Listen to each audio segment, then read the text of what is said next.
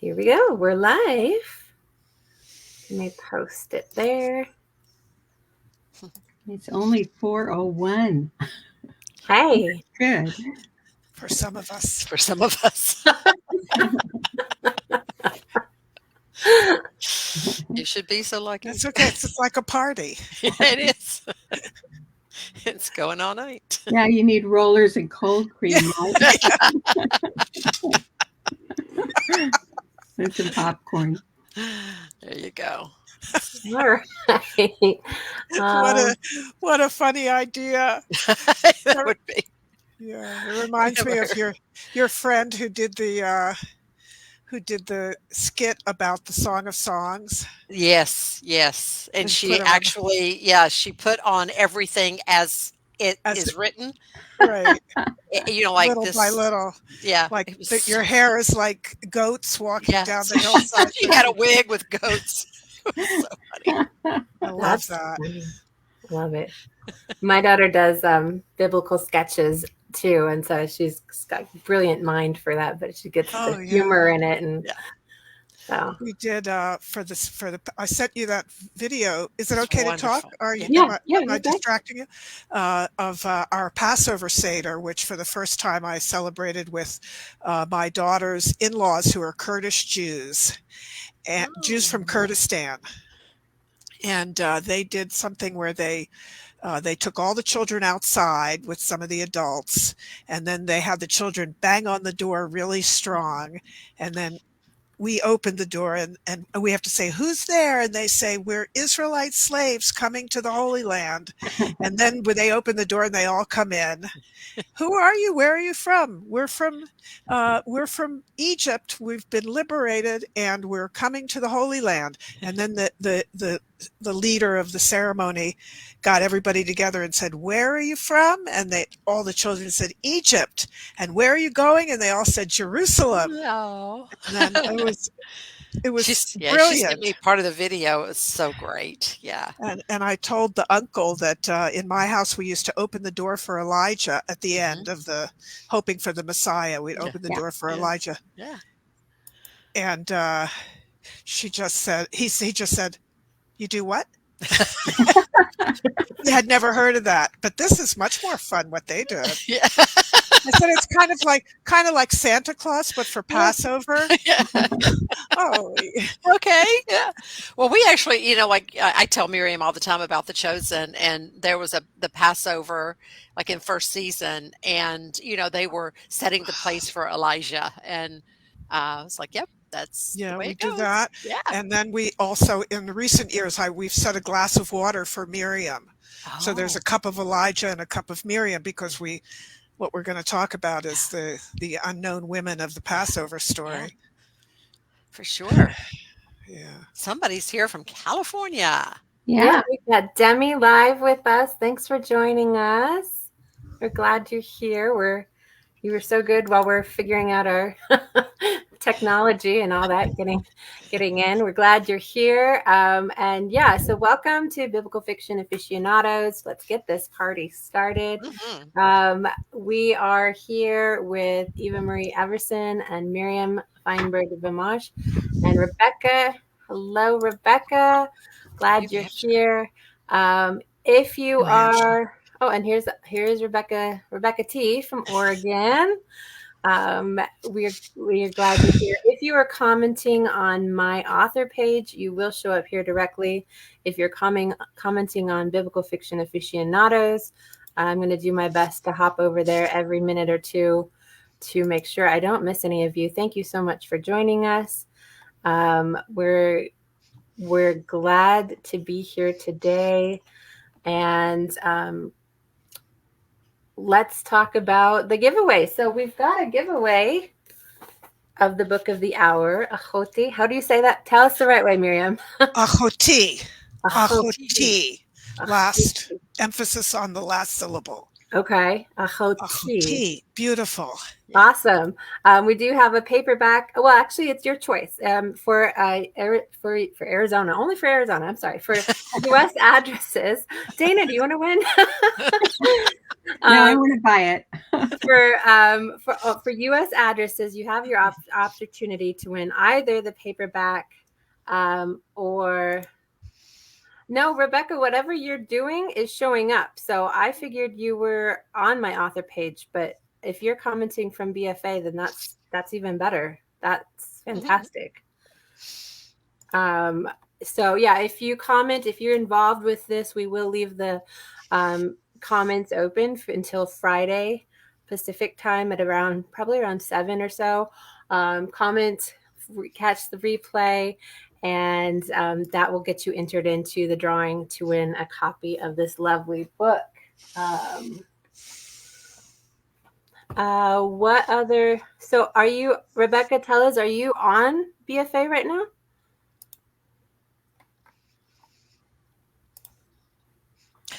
We're all watching. We're still slightly. Oh, you know what? I've got 4 people watching right here. It's a slightly different format than we've used with StreamYard before, so we are, of course, always adapting with our technology. But thank you for. I have no idea where I'm commenting on, girl. Girl, I feel you. Well, whatever you're doing, keep doing it. It's fantastic. So yeah, so we're of course always adapting with the new technology, and we're excited for this little chat, and we're gonna have a game, and of course be sure to comment below, and then be entered into a winning for the drawing. So we are honored to bring to you this BFA Live, and I'm Naomi Craig, and this is Dana McNeely, and we host Biblical Fiction Aficionados. And oh, hi Sasha, I haven't heard from you in forever, girl. We need to catch up. Yeah, so we're so excited for this, and welcome, and yeah, let's get started with our book chat. Okay. So are you starting to introduce Eva Marie, or am I starting to introduce Miriam? You're going to start by tell us about the book. Oh, okay. So Ahoti means sisters, right? My sister. My sister. My sister. Okay. And so here's the blurb. Ravaged by one brother, silenced and betrayed by another, and abandoned by her father, Tamar, once beloved daughter of the king of Israel and healer of the court, suddenly finds herself in exile, fleeing for her life. But the story continues where the scriptures end, a dangerous journey and tenacious pursuit of her true identity and calling brings her full circle to her rightful place in the kingdom. Very exciting. And we are joined by the co-authors. Eva Marie Everson is a multi-award winning author of scads of books. I actually looked through her books to see which ones that I recognize, and my family just rewatched Unconditional the other day. So that was kind of a. Which one do you have? She has a Third Path. It's one of my few nonfictions. Every so often I break out. But I was like, hey, that's cool. I have a connection. She is the CEO of Word Weavers and involved in writers' conferences and contests. If you, as an author, enter your book into the SELA Awards, it will pass through Eva Marie's hands. It sure will. And thank you for all your work on that. Yeah. Thank you. We had 600 entries this year. 600, which means 1,200 books. 1,200 books. Do you have to post them out to your judges, or?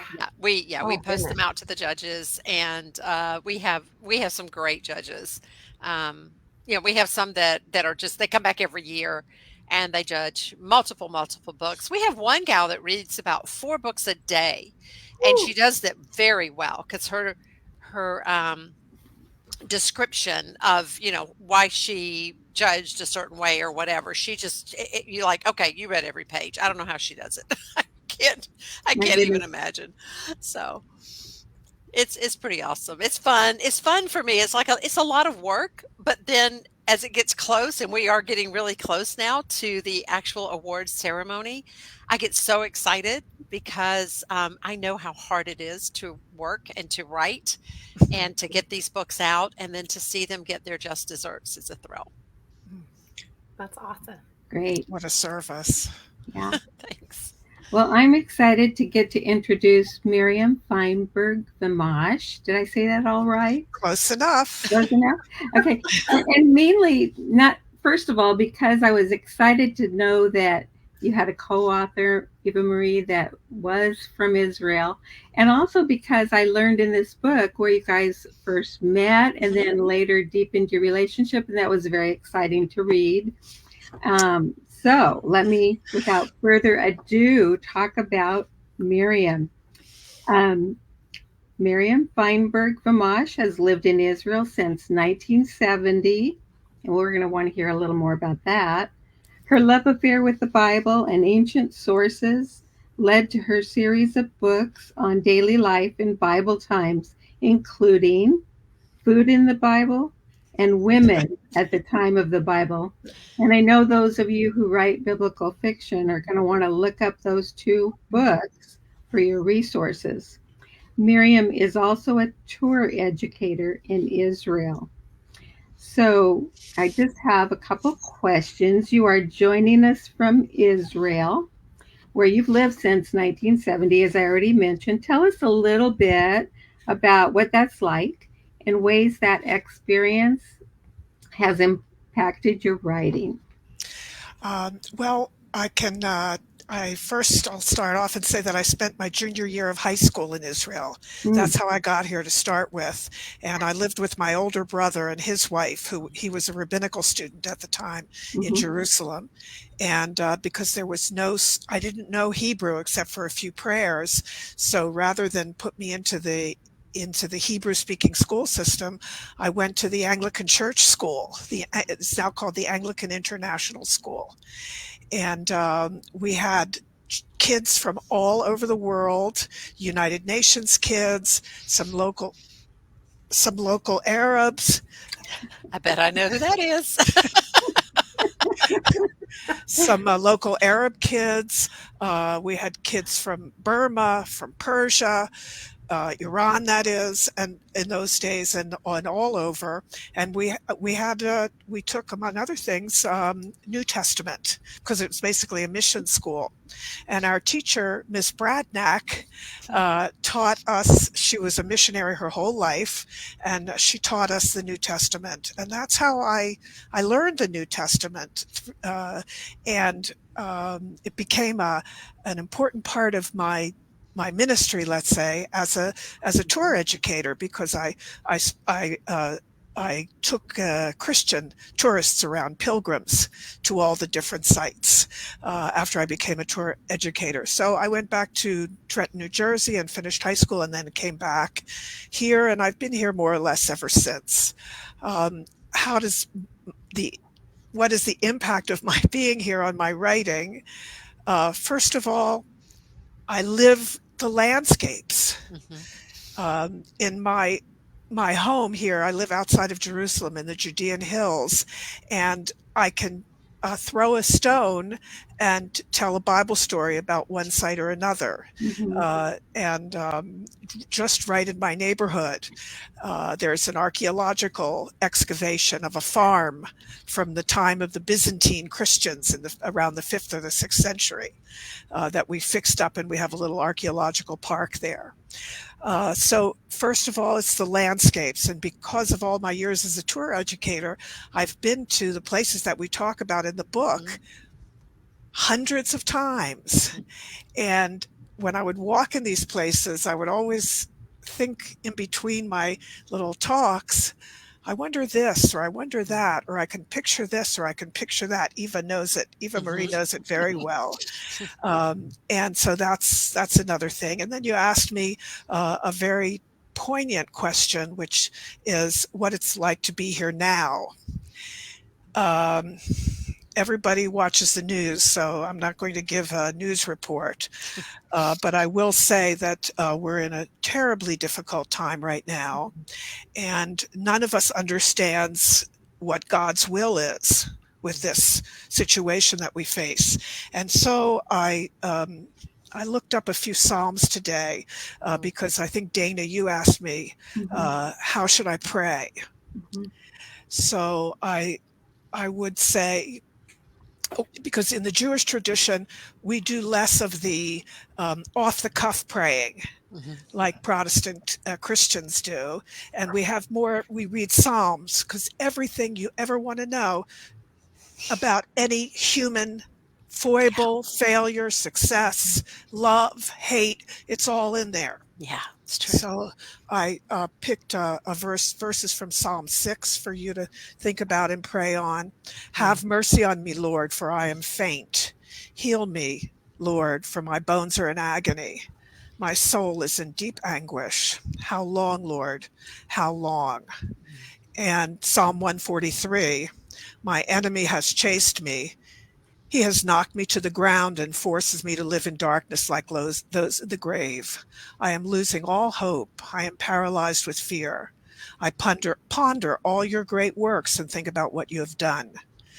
And then a site that appears in our book called Gibeon, and I'll end this with that, is that Solomon, when he had just taken the throne as a young man, he went to Gibeon, which is a place of worship and sacrifice, and he had a dream where God came to him and he asked for wisdom, and God promised to give him a wise and understanding heart.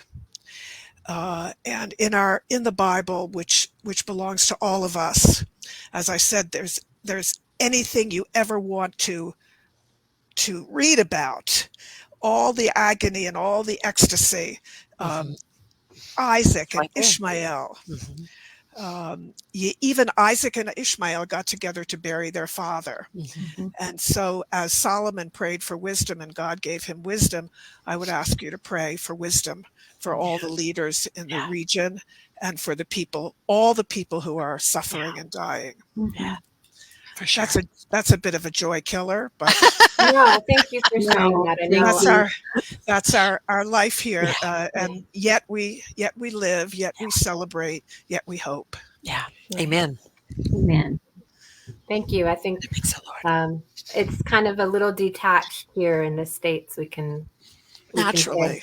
It's happening in Israel, but to see you and have a face to that, I really appreciate that.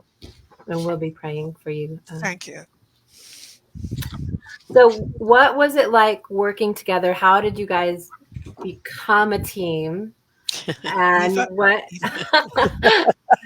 So, we had written another book together. Yeah, in 2007, actually, when I was there as a journalist in 2002, this is how I met Miriam. She was the tour guide and the interpreter for us. There were 6 journalists on that particular tour. And I had an accident while I was there, and it changed my life. And after a couple of days later, I said to Miriam, because she and I were just talking constantly, and I said, we should write a book together.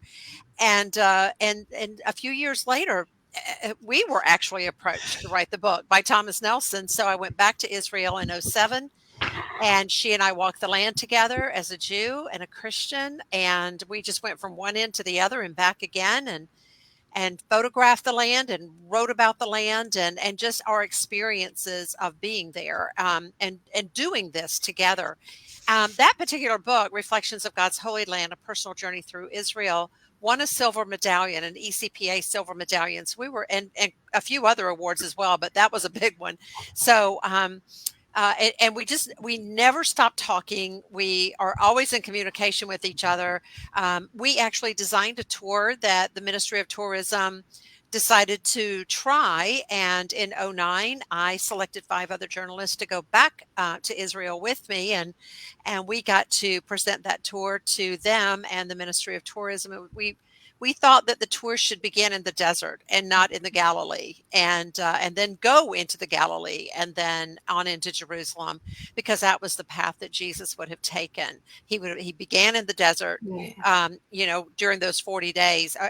Where the baptism site was, we went there. Had a lot of some funny moments there, because it actually had not been cleared yet for tourists, and they, I don't know if Miriam remembers, but when you say that, the IDF had to guide us in. That's and then right. They forgot about us, and so when we went to leave, we were basically locked in, and Miriam had to call the Ministry of Tourism, who had to call the IDF to come and get us out of this area. So there we sat, and I mean, there's signs, like "Do not step here," landmines, so we're sitting there like, oh boy. But then that was a beautiful time together. And then I guess it's been about 3 years ago now. We can tell you about this too, but Miriam was approached by Professor Bar-Ilam about this document that we'll talk about in just a moment, that was discovered in India and that he had spent quite a few years studying. And he said, there's a chapter within this document about Tamar, the daughter of David, that you need to turn this into a novel. And so Miriam went to work and then contacted me and said, can we work on this together? And to be totally and completely honest here, because that's of course what I want to do, Miriam was just the writer in this. I mean, she was just writing away. And then I would say, okay, stop here and pull something out and flesh this out and things like that. So she wrote the words, and then I beat them to death. Pulling them. And I would say, okay, let's slow down. Let's think about how she's feeling right now and this and that. And so we would just go, we would get on a Zoom call about once a week or once every couple of weeks. We worked on this all total for 40 weeks, 40. It was a lot of weeks, because we would take time in between. And then when we were done, it was like, wow, what a story this is. This is amazing. Mm-hmm. That's exciting. Well, let's see. From that, all we know about Tamar in the Bible is a few verses. And you just answered, are there legends or traditions about her elsewhere? And so you've already told us that. Is there anything else you want to add to that? Tell the story, Miriam. Yeah. Yes. The story of Tamar, in fact, is just a few verses in the Bible. And this is a time to say that it reminds us that most of the stories about the women of the Bible are minor figures. Mm-hmm. But I can give you the example of, because we're at Passover, I can give you the example of the midwives, the midwives that delivered the babies in the book of Exodus, and in the English says the Hebrew midwives, which is very obviously Hebrew women who were midwives. But in Hebrew, it says the midwives of the Hebrew women. Mm. So we don't know whether they were Israelite or Egyptian. And the sages beat this to death, as you just said, our ancient sages, because they wanted to read between the lines. And they decided that we just don't know the answer. They could have been Egyptian women who defied Pharaoh, risked their lives to save the Israelite boys. And we can see the standard that the Bible holds us to from that, the moral standard that the Bible holds us to save lives, no matter what the ethnicity, the religion, enemies, not enemies. And so that's what we can pull out of three words in the Bible, is all that. And that's what this anonymous author of the manuscript that Eva mentioned, that was just in fact discovered in India, as she said, but it was probably came from Yemen, where Jews were exiled after the destruction of the first temple. And I smile because I'm remembering my Seder where I got a whole lecture by the uncle about how they were exiled, their family, from the first temple exile. But anyhow, the Jews of Yemen supposedly brought it to Cochin in India, and in the late 18th century, the Scottish theologian by the name of Buchanan came to Cochin in India because he was the head of the Anglican Church in India, and he was fascinated by the idea of the Israelites tribes. That the Cochin Jews might have been part of them. So the Cochin Jews gave him this manuscript. He brought it to England, brought it to Cambridge, the Cambridge University Library. By the mid-19th century, that's where it was. And there were a few articles written about it, but it was considered to be a medieval document, and people didn't pay that much attention to it, and certainly not the public, until Professor Bar-Ilan, as Eva said, approached me. He was the scientific advisor on my book about children in the Bible. And he approached me and said, I think you need to tell this story. Wow. The book is the words of Gad the seer, which is mentioned in the Bible in 1 Chronicles 29:29. That's an easy one. I don't even have to say it says in scripture for that one. It says the words of God the seer, but the Gad the seer, but the manuscript was presumed lost. This anonymous writer wrote about 14 chapters, mostly having to do with the reign of King David. And chapter 13 is his imaginary idea of what happened to Tamar after the door closed on her in Absalom's house. And it takes her all over the region as she seeks redemption and justice and closure after the rape by her half-brother. I read this chapter in the book, and Professor Bar-Ilan helped me to understand it, to compare it to the actual Bible verses. And after that, I wrote the plot, which Eva also helped me with. Eva's wonderful knowledge of scripture. I like to say that you're a sage after your time, because just like the ancient Jewish sages, Eva can say, just off the top of her head, I wonder if this is connected to that. And whatever it was, maybe you'll mention some of the things later, Eva, but Eva was wonderful about bringing different biblical stories together to enrich our story as well. That's what the story is based on, is that ancient manuscript, which Professor Bar-Ilan turned into a book in 1983, I think. He started working in 1983, and he published the book in 2015. Yeah, he worked on it a long time. Yeah, so 2 years, 40 weeks. Yeah, right. I was going to say, so what? We worked for 2 years. Well, it's really fun to hear those extra things and the things from rabbinical literature, which we Christians don't always access, and there are a lot of interesting things there. I found some little thing for my current book that I'm working on, and it's just really exciting. So I can't wait to read into the book a little farther and hear this.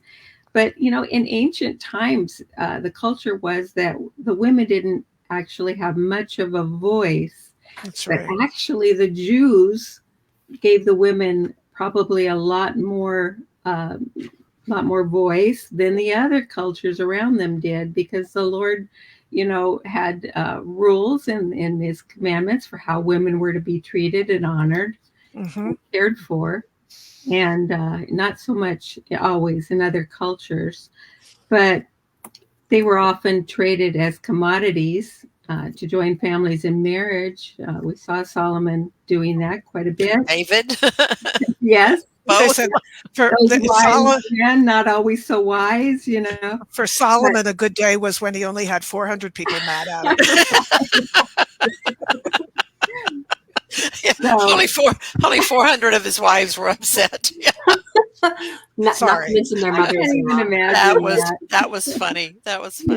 Well, yeah, Miriam and I we've laughed about this. Miriam being trained to lead Christian tours, and then my theological studies were in the Old Testament, and so we would laughingly say, like, I would ask Miriam, like, where is it in the New Testament?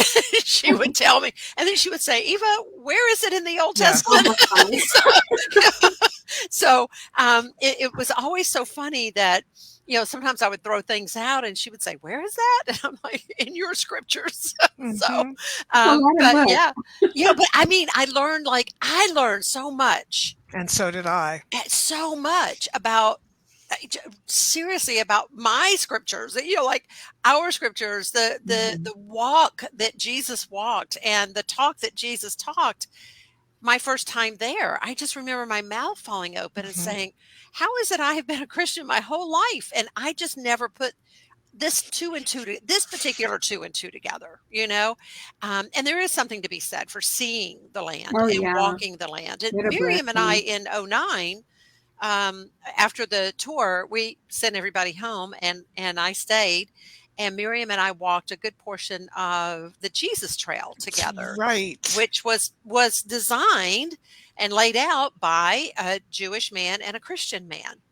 And so that was just one of the most fascinating things was, you were literally walking the land as they walked the land 2,000 years ago. That's right. I think that's really one of the reasons I love the historical fiction set in Bible times is because not only does it make a one couple verse lady Tamar pop out as a real person, but even the geography.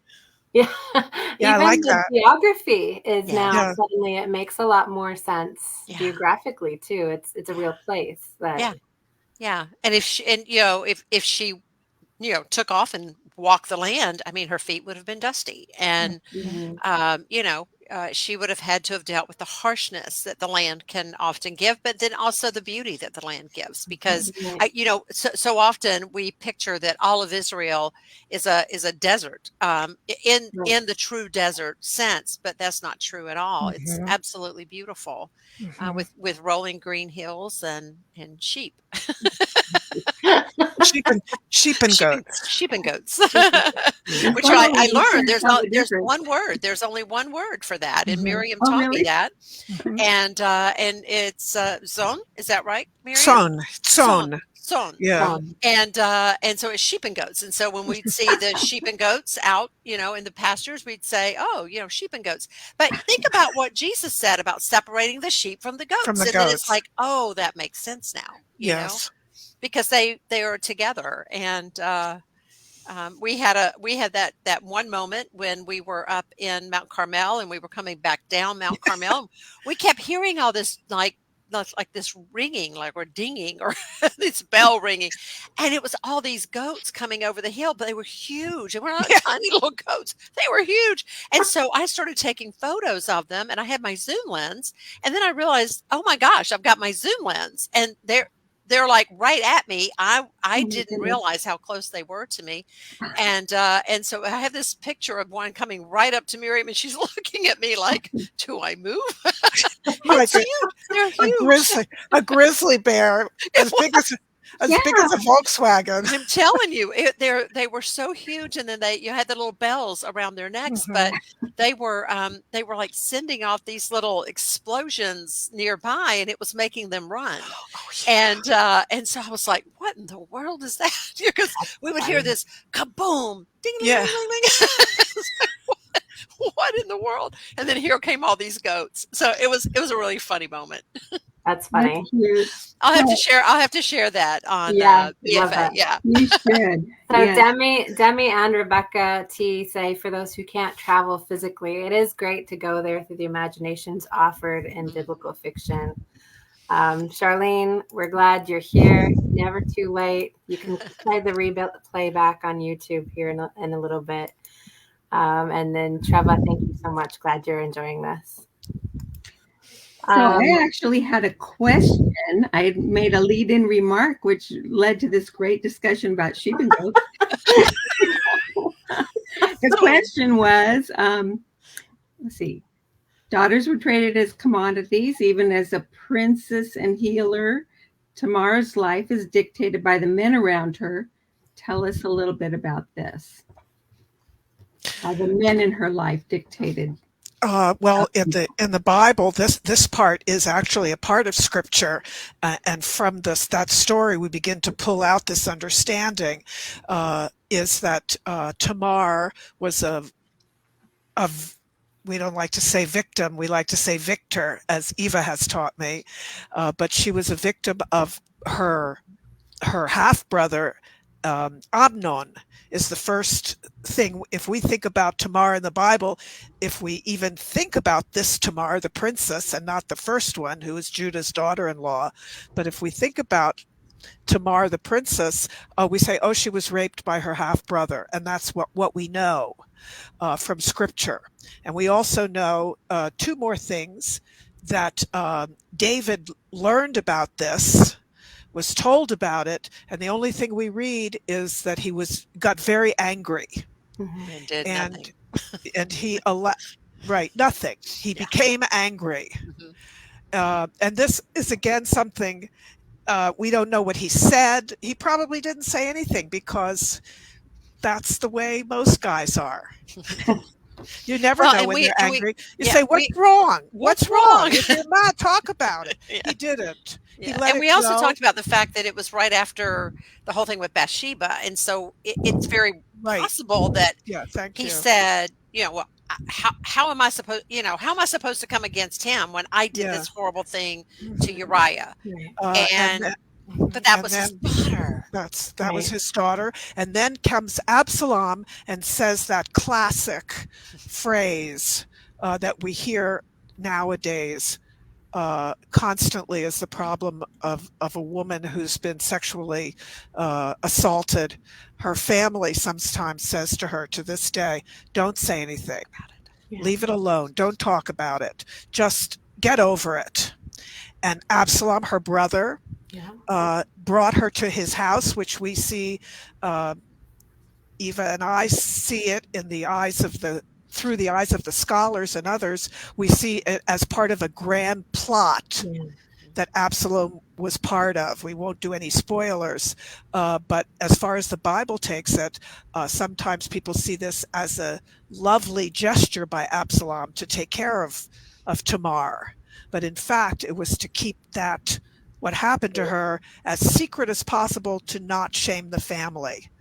And Tamar had to use her wiles. We see this, the other women in the Bible too, comes to mind, Jael, another story entirely, yes, but how she used her wiles to put Sisera to sleep. Right. And the rabbis had a lot to say about how they did that, but we'll have to, for 14. It's a story for another time. Yes. We see it again and again with the matriarchs as well, that they had to use their wiles because they had so little power, even in the Israelite, which, as you said, Dana, even in the Israelite society, which did have laws that protected women, compared to where we are now, though we have a long way to go, they had very little power that they could wield to get them out of their situation. Right. And even reading the bit that I read, it was challenging as a parent to not dismiss my daughter or any of the children from church or whatever, if there's ever a case like how I feel like David dropped the ball here, but I'm sure a lot of people could have done the same, but he could have held his son accountable. He could have been his daughter's champion. Is that a message you'd like to communicate to your readers? Well, because look what happened when he didn't. Right. Because he didn't. His whole family fell apart. Eventually Absalom kills Amnon. Right. And then Absalom is killed by his uncle, Joab. I mean, it's the whole family. And then, David said to Solomon on his deathbed, Joab, kill him. I mean, it's just never ends. It's just so it just never ended. It just didn't end. And you go back and you think, what might have this been had he just simply said, I will handle this. I will take care of this. You cannot do this, because there were laws in place that would have protected her if he would have just stood up and used his rights as a father and as a king. But then Miriam and we've done a lot of discussion. We've got some videos that are going to be coming out about this. David's earlier life was not everything. If you really study the scriptures, it was not everything that we have imagined it to be. We have romanticized David's early life, and his home life was not good. He was just, ridiculed and abused by his older brothers. If you go back and you read the Samson and Delilah, if you go back and you read the David and Goliath, that story too. The David and Goliath story, and really read the dialogue between David and his brothers, you see that things were not good at home. So David did not have the best foundation. And then, of course, he made some terrible mistakes and probably was still carrying a lot of guilt, and then just did not do the right thing at that time. And everything kind of rolled with it. But it teaches us so much today about righting wrongs and not turning our backs on the things that are wrong in this world. Yeah, absolutely. Well, we want to talk just a little bit about the audiobook. Oh, I'm going to get this pronunciation wrong. Recorded by Yasmin Al-Bustami. Say that again, Eva. Yasmin Al-Bustami. Yasmin Al-Bustami, who plays Ramah in The Chosen. How did you get her on board for this part of the project? I know Jerry Jenkins, and so I had contacted him and asked him if he would read the book for endorsement, and he did. He gave us a glowing endorsement. So with that, Paraclete contacted Jerry too, and Paraclete Press, our publisher, and said, do you think that you could contact Dallas, who is, of course, the director and the creator and the writer of The Chosen, and ask him if he is maybe he's got one of his female actors that might want to read for the book. And Yasmin, as you said, who plays Ramah, raised her hand, and she tried out for the part and got it, and she does a fabulous job. If you've heard the audio, it's just amazing. And you know, she's got that accent down. She because of playing Ramah, she does a really good job. And you feel like, I was listening to it today when I was taking my early morning walk, and you feel the angst. And I know there's this one place where it says, you know, I sighed, and she goes, and I just thought that's so perfect. I love that. That's awesome. Well, that's congratulations. Your book is, what I'm reading is amazing, and we're proud of you guys for getting this work done. We're very excited for new biblical fiction, and I know the readers are anxiously awaiting. Now, the release date doesn't officially say till May, but I looked just now on Amazon. Is everything live now, or? No, the actual physical copies of the book are going to be May 14th, and so you can go ahead and pre-order, and you'll get it on that day. But the audio is live. I don't know about the ebook, but the audio is live. And also, if you ordered it from Paraclete, because we have a fabulous street team of almost 100 people, they ordered directly from Paraclete, and they already have their copies. So very exciting. We were surprised. That's great. It helps to have that great momentum going forward. You've got reviews by not only Jerry B. Jenkins, but also Misu Andrews, and I believe Jennifer Jennings Jennings as well, and Tosca Lee. And and of course, Professor Barilam himself. Yes, he read it and was the fact that he was pleased with it. I know. Yeah. Miriam and I were so pleased that he was pleased. Yeah. It's high praise when someone you respect so well is a fan of what you've done. Yeah, absolutely. Rebecca says that she has her copy and it is so good. I agree with you, Rebecca. Thank you, Rebecca. I agree with that. Thank you, Rebecca.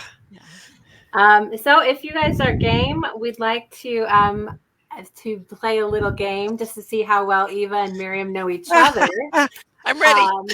If you're watching and you have a question, feel free to put it in the comments. We'd love to get your feedback in this as well. Remember, if you're watching at this point, there is a drawing for a copy of Ahoti. That's either paperback or the audio by Yasmin, or an ebook. That's for U.S. addresses only. I'm so sorry. We love you all, but shipping is ridiculous. So we're excited for that. So make sure you're commenting. The comments will be open through Friday, 7 p.m. Pacific. So make sure you're commenting on that, and then you'll be entered into that draw for a copy of the book. So we are going to play Who is More Likely to see how well Miriam and Eva know each other. So they both have a paper that says me or her. So they will both at the same time hold up their answers, and we'll see how well they match. Okay, I get the first question. Who is more likely to have a snappy comeback? That's what Miriam puts up. I would guess it's not Miriam. Oh, yeah, Eva on both. Okay, her. Okay. Eva on both. All right. Who is more likely to answer the phone in the middle of the night? See, I knew that because of what we talked about before we got on. Plus, I'm here and it's 3:00 in the morning my time. Yeah, therefore you are living through. Charlene says she has to get her copy. Rebecca, this is fun. Yes, thank you all for playing along with us. Okay, who is more likely to hand make a birthday present? Her. Oh. But Eva, you knitted a blanket for my 13-year-old granddaughter. I knitted the blanket when she was born. When she was born, and she still sleeps with it. And I also knitted a scarf for your mother-in-law, Tamar. Yes. So why do you think that Miriam's going to be the one making all the crafty? Well, I guess because lately I was like, I don't have time. So okay, she's right. It's me. Because I just made a blanket for my grandson, and another one I'm making now for my new 6-month-old grandson. Mm-hmm. Oh, that's exciting. Just behind. Mm-hmm.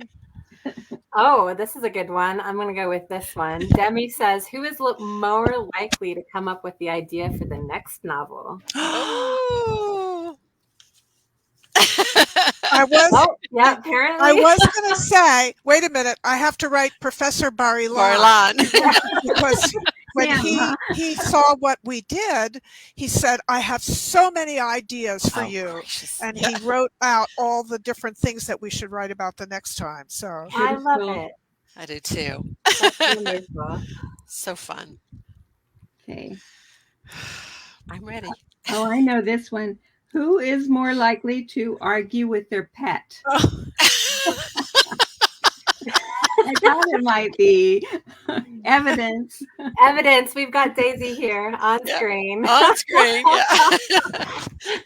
And I have a cat who doesn't love me, so you've given you don't up. have conversations with your cat, Eva? No, I said I have a cat that doesn't love me, so we just ignore each other. Okay, fair. I have a cat like that. My cat needs to find Jesus. Yeah. My cat's in love with my husband, so she has pushed me out of the home, basically. Fascinating. She is. She's totally in love with him. Those cats. I know. She drapes herself all over him. She's such a mistress. She's in my just tuning in. We are talking about a cat. We're talking about a cat. Biblical. And not one of David's many wives. That's right. That's right. Not that kind of cat. All right. Who is more likely to keep calm in a stressful situation?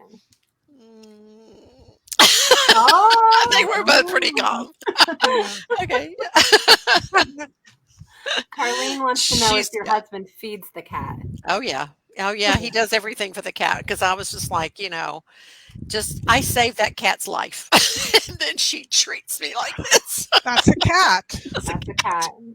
But she just loves him. And just as a little background, she was my brother's cat. My brother died 5 years ago, and I promised him on his deathbed I would take care of her. So I brought her home, and she just totally bonded with my husband because she was a man's cat. Yeah. So, I mean, she's so funny. She looks at me like when it's time to go to bed. She looks at me. She'll jump on my side of the bed and stretch out and look at me like, I dare you to move me. Yeah. Wow. And I'm like, she's got her claws out. I think we had the same cat. My cat gets on my side of the bed and bites my feet. Yeah. Move your feet out of the way. Well, I mean, one night I just said, I'm going to the guest bedroom. I just I'm so if there were cats in the Bible, there'd be a story about that. Probably ending up with the cats being pierced through the heart with a sword or something.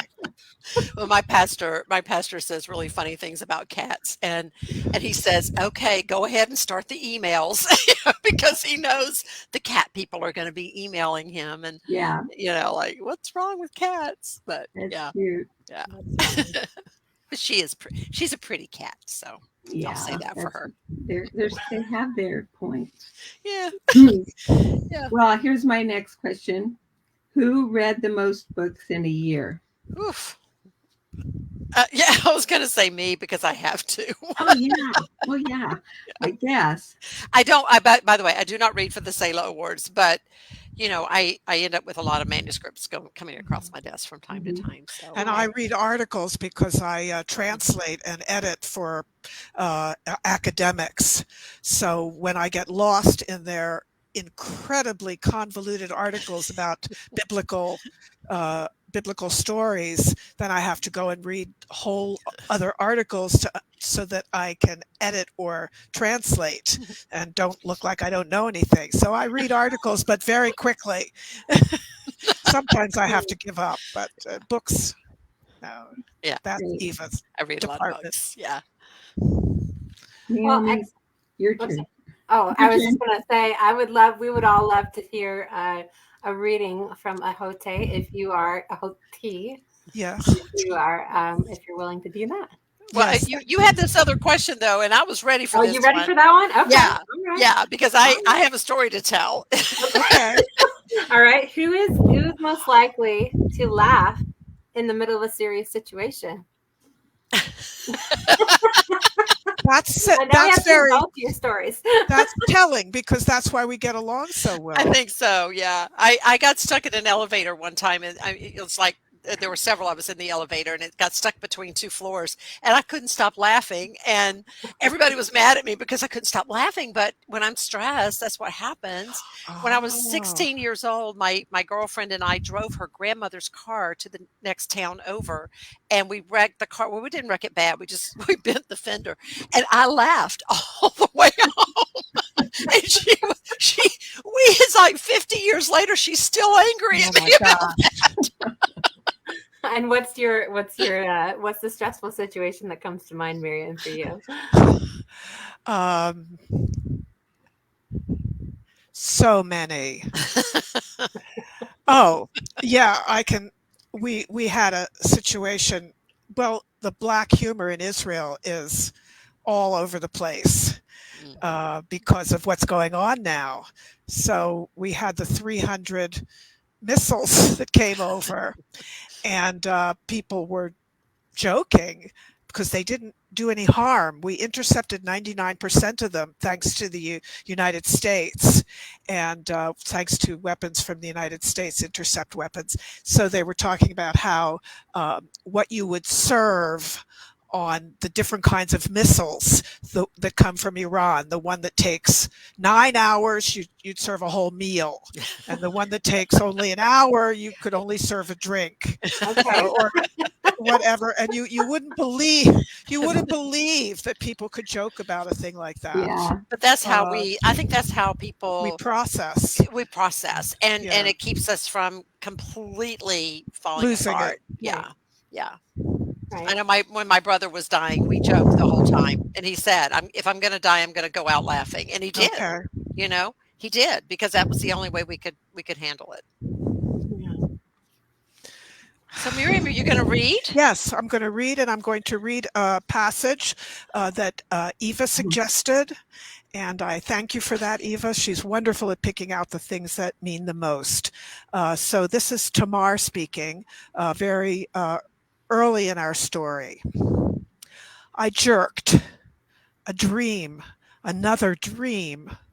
I forced my eyes open and shook my head free of it, determined to steady my breathing and thinking that perhaps today, this morning in fact, I'd take the story to the seer.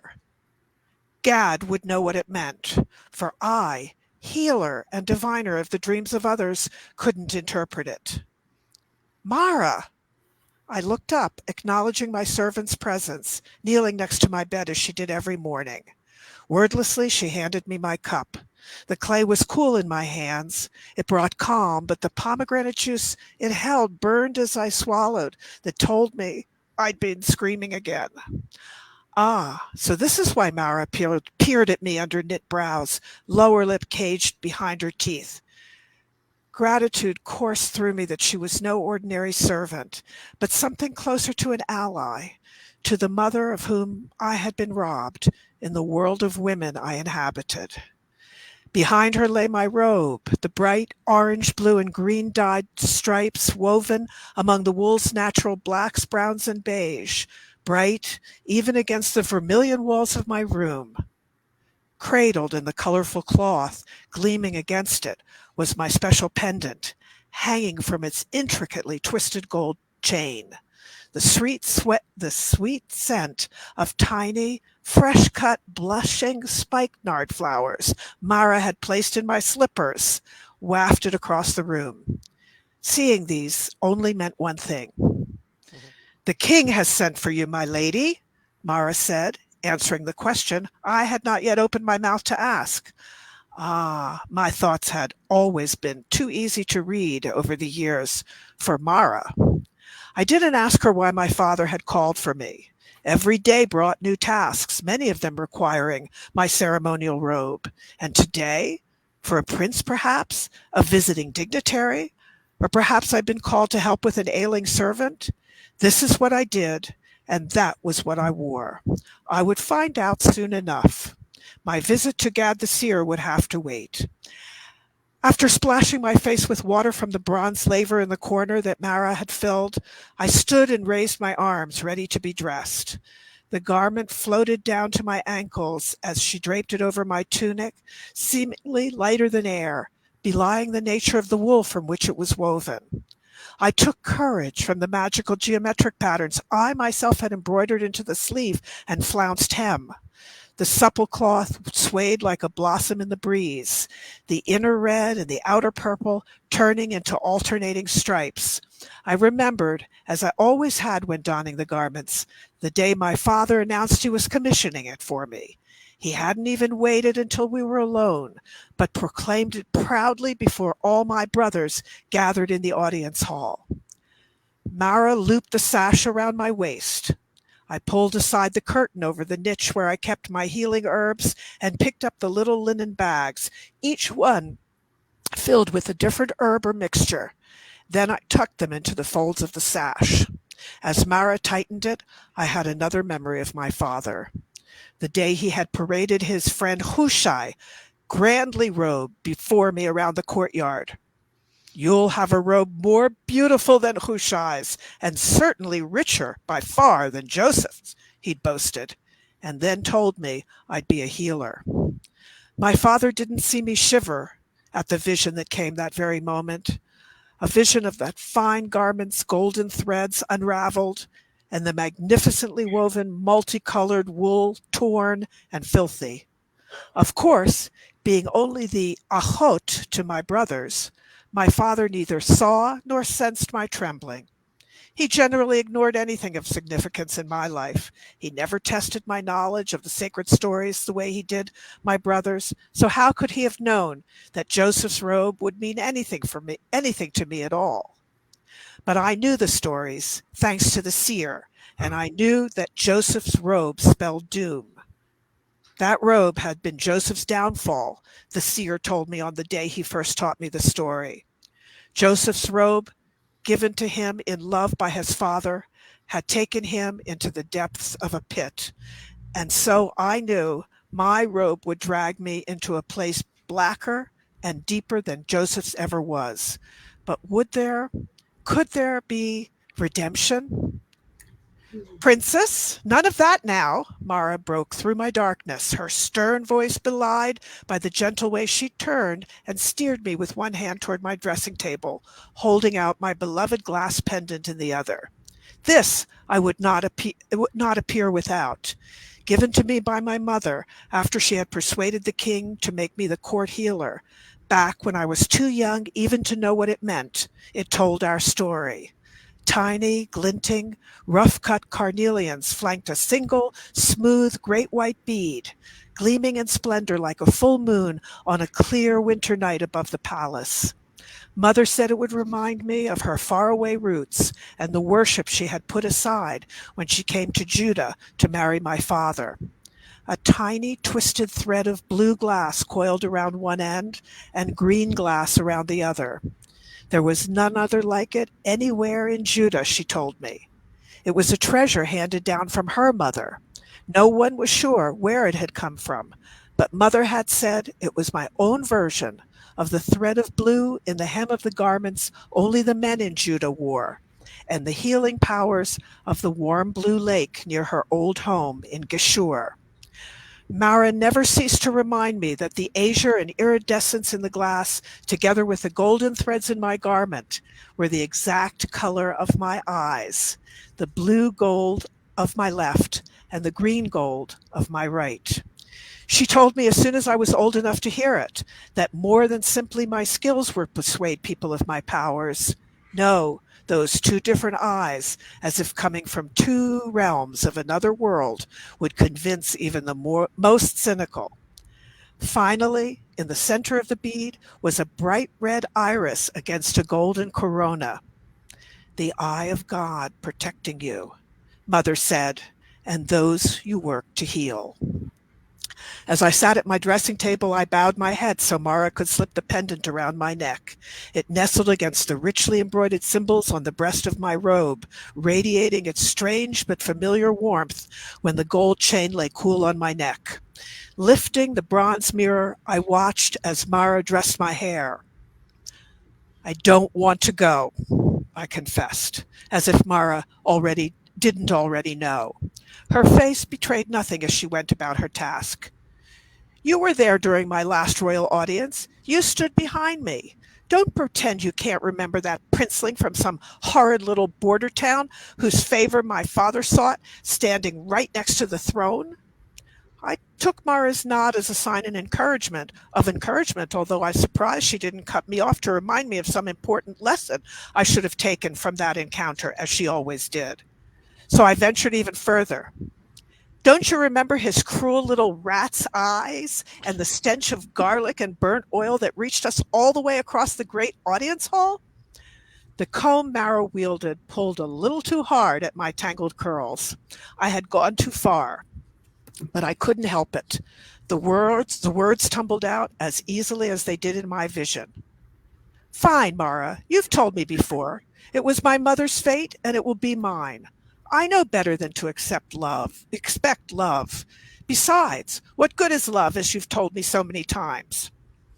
My princess, Mara said firmly, if love were important, you would never have been born. And that you told me as well, countless times since my mother was sent back to my grandfather in Geshur. But who in Judah has not heard the fate of father's first wife, Michal? She loved the king at first, so much that she put his life ahead of everything else.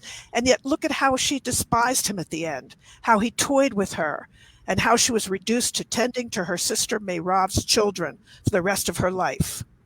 I paused, allowing my words to reach their target.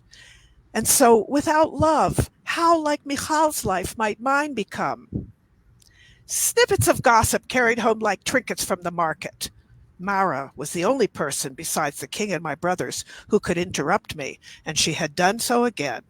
Mindless nothings that you hear from the kitchens and the storerooms while tending your herbs are not the way for our court healer and sister of the king's heir to decide her future. She added another sharp twist to my hair. Then what should? I asked, as if for the first time. You've seen 15 summers already, Tamar. Since childhood, you've chased at your life like a muzzled donkey on the threshing floor because you wanted to get out. Now is the time. Only Mara could compare me to a donkey and get away with it.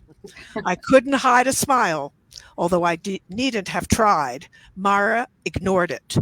You are a beauty and the daughter of a beauty, who until she married your father stood to inherit a realm much older and greater than Judah.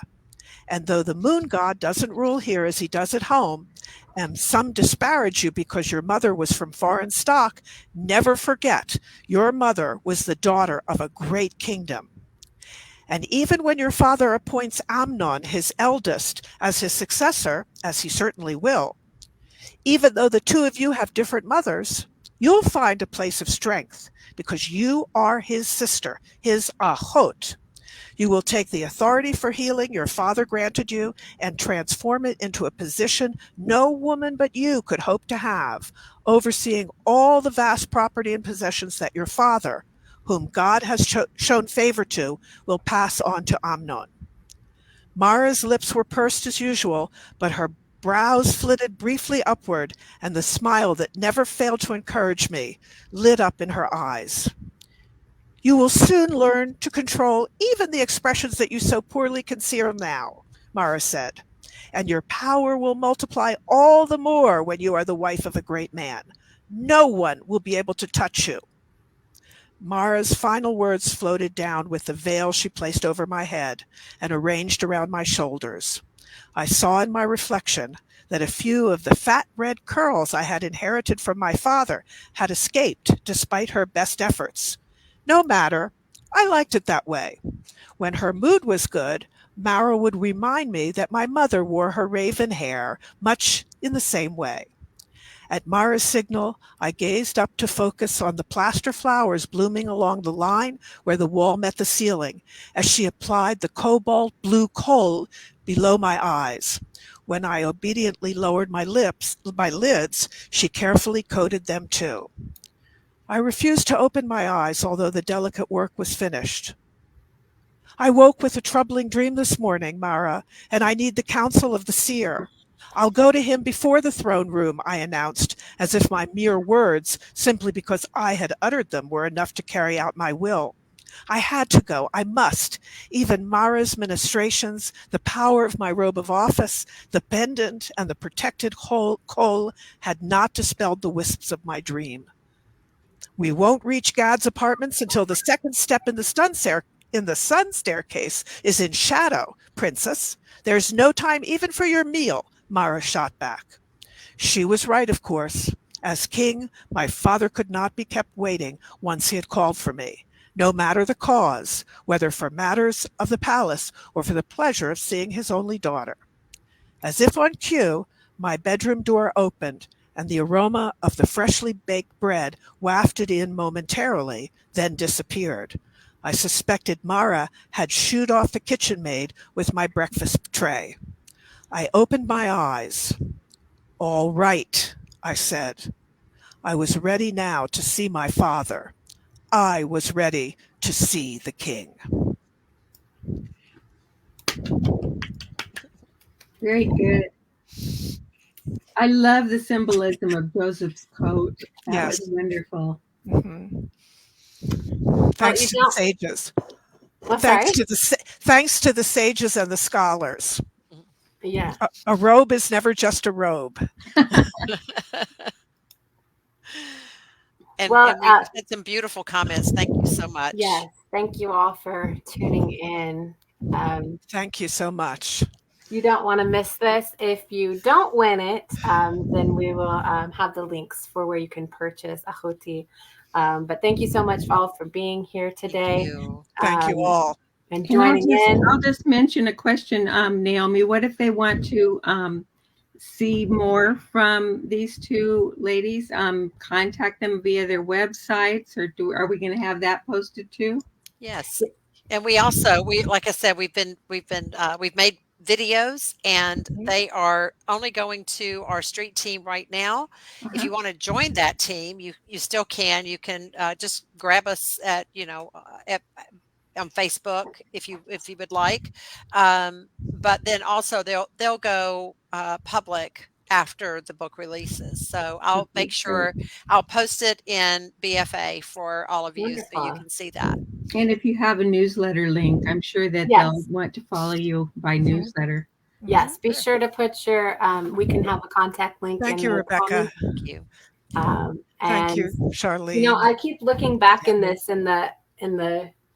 thing, and I feel like we need to do like a book face, like somebody. Yeah, right. Yeah.